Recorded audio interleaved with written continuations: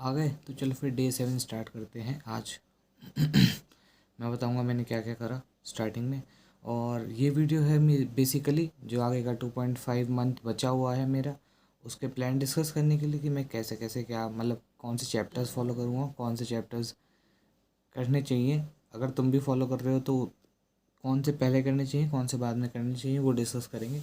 तो पहले मैं बताता हूँ, मैंने थोड़ी सी ट्रिमिंग कराई है बियर्ड की। मैंने मना करा था कि मैं नहीं करवाऊँगा पहले अटैम्प्ट तक, लेकिन क्योंकि कुछ डॉक्यूमेंट्स बनने थे इस वजह से ट्रिमिंग करा दी है, क्योंकि वो मैं वैसी बियर्ड पूरे टाइम नहीं रख सकता बेसिकली इस वजह से।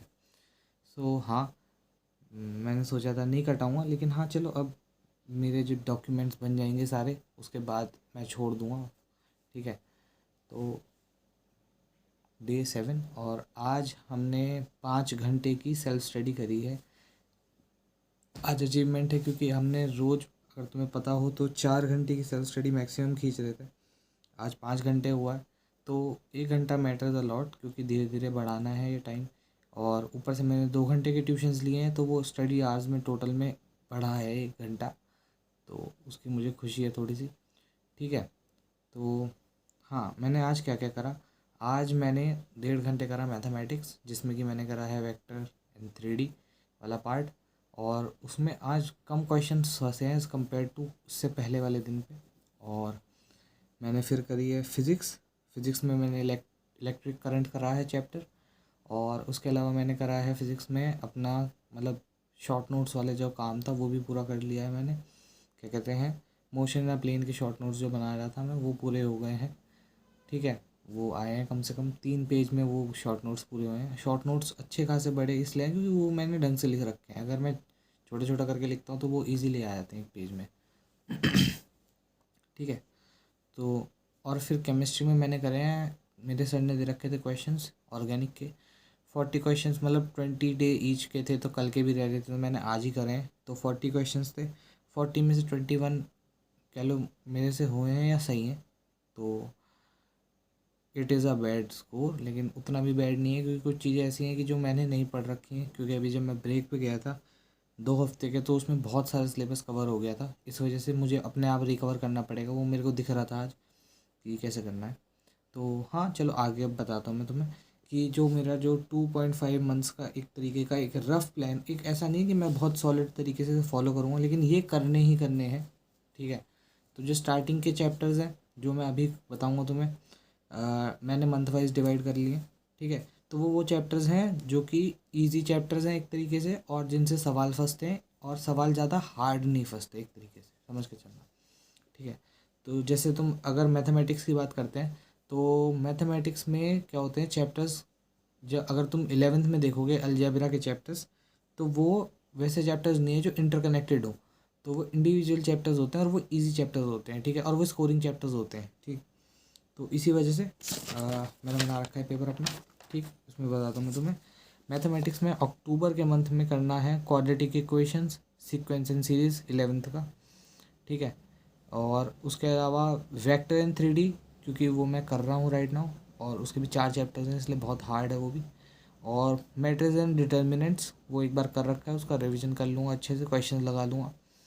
ठीक है, नवंबर में अगर तुम्हें नोट डाउन करना है तो कर सकते हो तुम, एक रफ प्लान है, एक बहुत ही सॉलिड, मतलब कि ऐसा समझ लो जो सारी इन्फॉर्मेशन इकट्ठी करी गई है उसके अकॉर्डिंग है कि कौन से क्वेश्चंस कौन से चैप्टर से ज़्यादा फंसते हैं, क्या है। अगर तुम देखोगे तो तुम्हें भी लगेगा कि हाँ एक अच्छा प्लान है, तो तुम भी फॉलो कर सकते हो। ठीक है, तो नवंबर में हम करेंगे कोऑर्डिनेट ज्योमेट्री के स्ट्रेट लाइंस और पैराबोला। मेरे हिसाब से तो मैं इसमें ज़्यादा कर सकता हूँ, क्योंकि कोऑर्डिनेट ज्योमेट्री मैं जब करूँगा तो मैं एक साथ ही पूरी कर दूँगा। मेरे हिसाब से 6 चैप्टर्स हैं और वो 6 के 6 एक साथ हो जाएंगे, ईजी हैं, ज़्यादा कोई मतलब वो नहीं है, एक स्पीड मेंटेन हो जाएगी तब तक नवंबर आते आते, तो इस वजह से। और अगर हम देखें तो अलजेब्रा वाले पार्ट में हम इसमें करेंगे बायनॉमियल थ्योरम, सिर्फ बायनॉमियल थ्योरम। मैंने इसमें सोचा था कि प्रोबेबिलिटी भी डाल देते हैं, लेकिन प्रोबेबिलिटी मेरे को लगा कि थोड़ा सा एक मतलब उसमें ट्रिकी क्वेश्चन फंस जाते हैं, और कभी कभी फंसते नहीं है इस वजह से भी। और मतलब प्रोबेबिलिटी के सवाल फंस जाते हैं, अगर तुम कर सकते हो तो कर सकते हो, तुम्हारी मर्ज़ी है। मैं इसमें कर सकता हूँ कि नवंबर में प्रोबेबिलिटी कर लूँ, एक डाउट वाला सेक्शन है इस वजह से। ठीक है, और इसमें कैलकुलस का पार्ट उठाएंगे। कैलकुलस में लिमिट्स, डिफरेंशिएशन वाला जो पार्ट है वो उठाएंगे। एओडी जो है, एओडी भी इसमें ही उठा लेते हैं। दिसंबर वाला पार्ट जो है उसमें बचते हैं इंटीग्रेशन, पूरा इंटीग्रेशन। और उसके अलावा जो कुछ टॉपिक्स होंगे जो मेरा उस टाइम पे मन करेगा करने के लिए, वो टॉपिक्स, क्योंकि एक तो बात समझो कि पूरा प्लान फॉलो नहीं हो सकता जिस हिसाब से हमने सोचा है। ठीक है, दिसंबर में कुछ चैप्टर्स ऐसे होंगे जो पीछे छूट गए होंगे, जो मैं नवंबर या अक्टूबर में नहीं कर पाया हूँगा पूरे, तो इस वजह से उस टाइम पे मैं वो पूरे कर लूँगा। चलो फिर फिज़िक्स पे आते हैं। फिज़िक्स पे अगर तुम देखोगे तो अक्टूबर में, ठीक है, हम करेंगे यूनिट एंड डायमेंशंस, जो कि हो गया है, उसके क्वेश्चंस कर लूँगा एक बार अच्छे से, मतलब ग्रंथ से अपनी। ठीक है, laws of motion, work power energy, और जो ये था क्या कहते हैं, ये तो हो ही गया एक तरीके से, क्या कहते हैं मोशन वाला जो वो था, लॉज ऑफ मोशन में चलो डाल देते हैं इसे, जो motion in plane, motion in straight line वाला चैप्टर्स है। और इसके अलावा फिजिक्स में मैं अक्टूबर में इलेक्ट्रिक करंट भी डाल रहा हूँ, क्योंकि राइट नाउ मेरा गोइंग है, ऑन गोइंग। और इलेक्ट्रिक करंट से दो एक सवाल फंस जाते हैं जो कि नॉट वेरी हार्ड टाइप्स होते हैं, वो इजीली बन सकते हैं, थोड़े सा टाइम टेकिंग होते हैं, ज़्यादा टाइम टेकिंग भी नहीं होते। तो एक अच्छा मिड सवाल फंसता है जो कि इजीली हो सकता है। उसके बाद नवंबर में करेंगे हम पूरी मॉडर्न फिज़िक्स। मॉडर्न फिज़िक्स में 1 2 3 4, आई थिंक 4 चैप्टर्स, 5 चैप्टर्स हैं, मतलब मेरे ग्रंथ के हिसाब से। और ज़्यादा बड़े चैप्टर्स नहीं है मेरे हिसाब से, अगर मैं करने बैठूँगा तो डेली के एक चैप्टर हो जाएगा, क्योंकि इतना हार्ड नहीं है modern physics. Basically modern physics का जो पार्ट है, कुछ पार्ट हमने पिछले साल केमिस्ट्री में पढ़ रखा है, इस वजह से जो कुछ नया है वो थोड़ा पढ़ना है। और जब मैं क्वेश्चंस करूँगा तो इजीली सब आ जाएगा। ठीक है, उसमें भी हमें करनी है थर्मोडाइनमिक्स, क्योंकि थर्मो देखो पिछले साल पढ़ी थी और समझ में भी आई थी, लेकिन थर्मो मैंने उस लेवल पे नहीं पढ़ी थी जिस लेवल पे मतलब पढ़नी चाहिए थी, कंपटीशन लेवल पे, उस हार्ड लेवल पे नहीं पढ़ी थी, इस वजह से थर्मो पढ़ेंगे। उसके अलावा इलेक्ट्रोस्टैट्स करेंगे। मेरे हिसाब से इलेक्ट्रोस्टैट मेरा हो रखा है पहले से, एक बार हो रखा है, 2 बार हो रखा है, तो उसका रिविज़न लगा लेंगे। क्योंकि एक तरीके से समझो कि चैप्टर्स जो हैं वो ऐसे हैं कि एक महीने में 4 से 5 चैप्टर्स मतलब ऑन एन एवरेज फंस रहे हैं। ठीक है, तो मैंने वो ऐसे सेटअप करे हैं अपने हिसाब से बेसिकली, कि एक तो मैंने उस हिसाब से सेटअप करे हैं कि कौन सी का लेवल क्या है और कौन से क्वेश्चन फंसते हैं। और ऊपर से एक तरीका मैंने ये भी करा है कि मेरे को थोड़ा सा आसान जिससे पड़ जाएगा, क्योंकि मैंने जो है लगभग 50% सिलेबस का रखा है।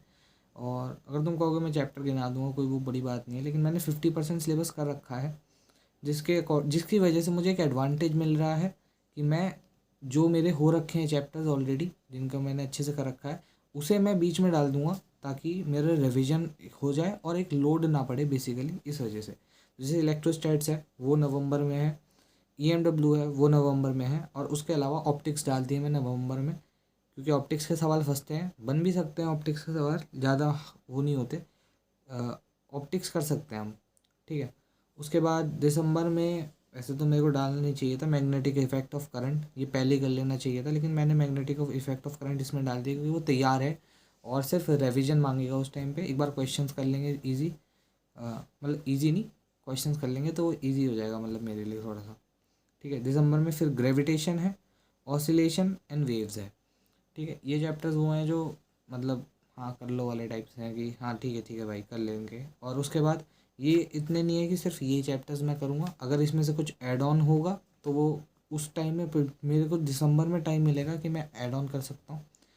ठीक है, अब तुम पूछोगे कि जनवरी क्या कहाँ गई, भाई देखो जनवरी में 24 दिन है, ठीक है, जिसमें प्रैक्टिकल भी इंक्लूडेड है।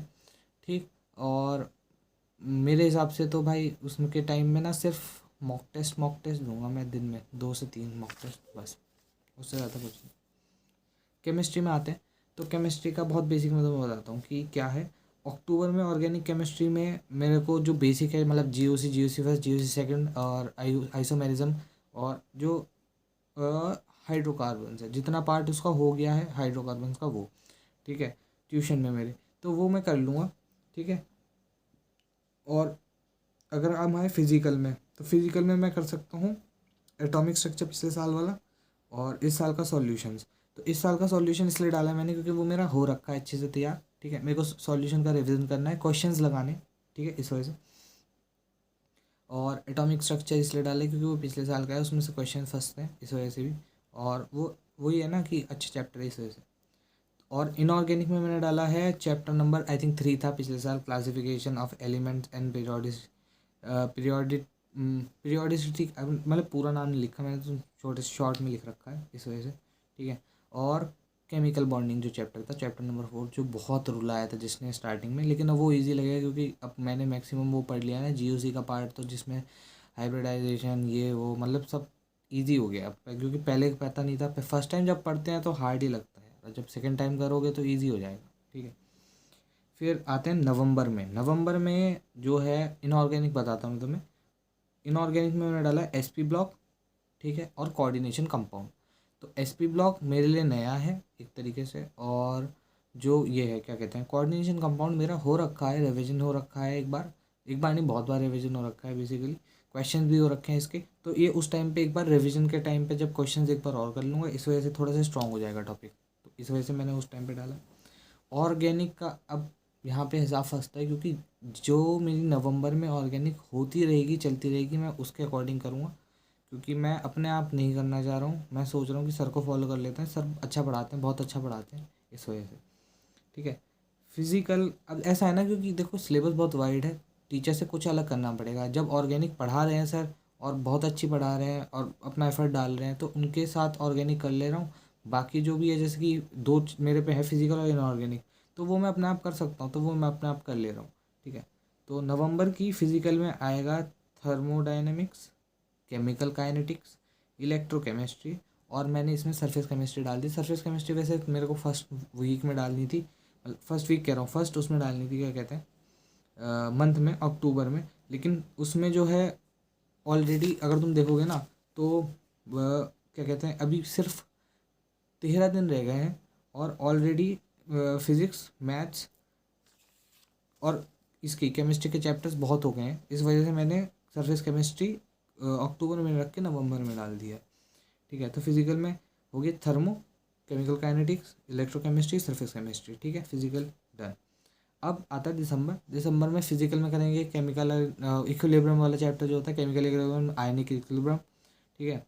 उसके अलावा करेंगे इनऑर्गेनिक में फिजिकल और इनऑर्गेनिक होता है, और फिर देखो डीएनएफ ब्लॉक जो होता है चैप्टर, वो डीएनएफ ब्लॉक मेरा पढ़ा हुआ चैप्टर है वैसे तो, और उसके क्वेश्चंस करने हैं मैक्सिमम, तो इसी वजह से ये मैंने डाल दिया है दिसंबर में, ठीक है। रिवीजन और क्वेश्चंस उसमें उस टाइम हो जाएंगे मेरे सारे, ठीक। और इसके अलावा मैं मेरी तैयारी जितनी भी है मैं उसके अकॉर्डिंग ही अभी मॉक टेस्ट देने चालू कर दूँगा। क्यों करूँगा, क्यों है, कैसे है, वो मैं तुम्हें बताऊँगा मॉक टेस्ट देने के बाद, कम से कम भी तो नहीं। मॉक टेस्ट दूंगा मैं 10 दिन तक, और उस 10 दिन का मैं तुम्हें एक एनालिटिक्स बताऊंगा पूरा जो भी होगा, ठीक है। जैसे कि अभी 10 दिन का रिवीजन चल रहा है, मैं तो तुम्हें इसका एनालिटिक मैं पहले बता चुका हूँ कि क्यों कर रहा हूँ, क्योंकि मुझे आगे वो करना है इस वजह से मॉक टेस्ट देने। मॉक टेस्ट का मैं तुम्हें बता दूंगा। तो ये है एक बेसिक, मतलब एक हार्ड स्केलेटन कह लो या एक स्ट्रक्चर कह लो मेरे वो चैप्टर्स का जो मैं तैयार करूँगा अपनी आगे की 2.5 महीने की प्रेप में, ठीक है। तो मतलब मेरे हिसाब से हो जाने चाहिए, ज़्यादा वैसे तो कोई है नहीं, एक बहुत क्या कहते हैं एक औकात अनुसार वो बनाया गया है, क्या कहते हैं प्लान, ठीक है। वैसे तो मैं कोई बहुत बड़ा वो नहीं हूँ, क्या कहते हैं ज्ञानी टाइप, अगर तुम देख रहे हो लोग जो भी अगर कोई देख रहा है, देखो मैं बहुत बड़ा ज्ञानी टाइप नहीं हूँ, लेकिन एक बात समझो ये है ना बहुत बेसिक चीज़ है। अगर तुम अपने आप भी थोड़ा सा बैठ के एक बार को देखोगे ना कि मैंने जो प्लान बताया अगर तुमने बनाया हो, तो भाई बहुत जेन्युइन, बहुत एकदम से अगर तुम देखोगे तो एक बहुत सीक्वेंस वाइज लगे हुए चैप्टर्स हैं, ठीक है। तो कोई ऐसा नहीं कह सकता कि बावला है ये तो पागल है, ठीक है, पता है मेरे को भी है, ठीक है। भले से ही मैं इतना बड़ा कोई वो नहीं है कि भाई मैं 4-5 साल से लोगों को गाइड कर रहा हूँ या पढ़ा रहा हूँ, ये दैट्स, लेकिन मुझे पता तो है ना अपनी अपनी तैयारी के लिए मैंने तो करा है भाई, इस वजह से। सो मेरे हिसाब से आज मेरे पे कोई बात नहीं है करने के लिए, ठीक है। यही थी मेन चीज़, 2.5 महीने का प्लान बताना था तुम्हें, और मेरी 15 मिनट की वीडियो होने वाली है। सो दैट इज़ अब फॉर द वीडियो गाइज, ठीक है। तुमसे मिलता हूँ मैं अगले डे पे, ठीक है। सो जय श्री राम, राधे राधे। मैं तुम्हें अगले दिन मिलता हूँ, अगले दिन पे और थोड़ा सा स्टडी आज बढ़ाएंगे, ठीक है। Bye bye.